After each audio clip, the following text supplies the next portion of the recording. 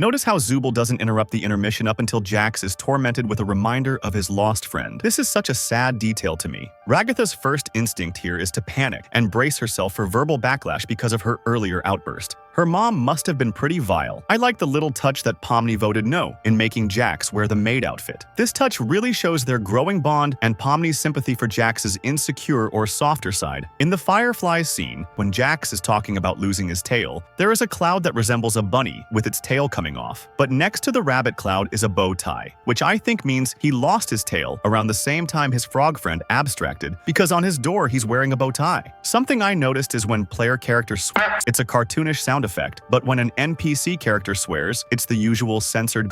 Pomni, being the one that is able to get along with everybody and not simply hating Jax, feels like it's setting up to Ragatha feeling inadequate, since not everybody really likes spending time with her, so she might end up abstracting soon. Jax probably knows this would hurt Ragatha the most, with Gangle and Zubul becoming closer and Kinger being the odd one. Jax and Ragatha both need Pomni to side with them, but if Jax wins, then Ragatha might break. I knew it. Ragatha once mentioned in the fast food episode that she missed her horses. I miss my horses. Which was meant to hint that she actually had a plot of land with horses in real life. I love the detail of Jax looking away when Ragatha mentions her mother. It creates an interesting parallel between the two. One handles their trauma through an optimistic attitude, the other handles it through pushing everyone away. His half-finished sentence about, "Give me a whiskey sour, but hold the egg white since I'm a vegan." What? I hate this! How is this even possible? I thought Cain couldn't.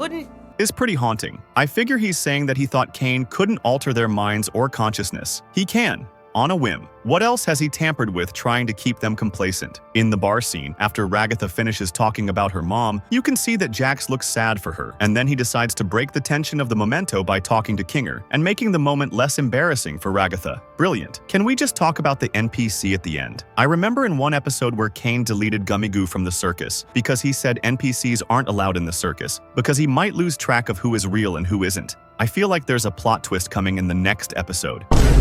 Love this moment here. The look Ragatha gives Pomni as she sees her laughing at Jax's antics. The fact Pomni seems to be genuinely getting along with Jax when he's not actively picking on her, despite Ragatha putting in so much effort to befriend both of them to mixed results. Love it. After 51 watches of this episode, here is every detail I've noticed. Zubul is reading Circus magazine and the issue is, what do your parts say about you? Cain fixes Gangle's mask without her having to ask. This announcement is so displeasing that even Gangle is frowning with her comedy mask. Kinger starts nodding even though he was not only not being addressed, but also not there for it. Even if he was, him remembering it wouldn't make any sense. Bubble blinks out of sync like Kinger, and Cain notices. This is why Ragatha fakes her kindness. When she lets loose at a natural time, people are offended by it instead of understanding. Pomni giving her the green light a minute earlier and then telling her to calm down is a type of betrayal. Ragatha realizes Pomni's trick here. She just wanted to get Ragatha away so she could get Jax to open up without being interrupted. Well, I hope we all learned that suggestion box ideas are actually not fun at all, and Cain's ideas are much better. This is the first time Cain doesn't say welcome back, because he's so eager to discredit the suggestion box adventures. Honestly, the way Jax talks about Ragatha at 8:52 makes me think he used to find comfort in Ragatha when he first got into the digital circus. But as time went on, that comfortable feeling he had with Ragatha disappeared. Like Gangle said, it's hard to tell when Ragatha is genuine. I really like Jax's— Do you think Gangle is actually capable of being happy? She likes when I'm mean to her, though. Gives me the impression that Jax does actually care about everyone, but doesn't actually understand them, given that he pushes everyone away. It's like a relationship where you thought you had this kind of connection, but it's just actually you thinking that. She must be one of them,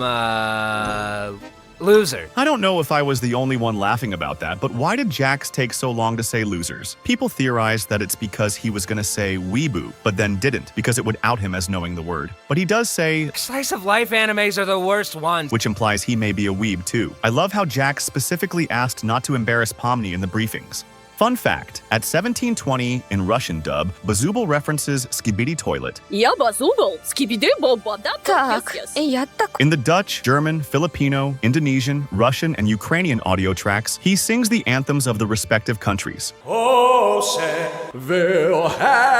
Eine Bayang Indonesia And the Portuguese one has him singing something else entirely. In Portuguese, it sings the unofficial anthem, the song Evidências, which is just an extremely wildly popular and widespread song we have. I'm crying.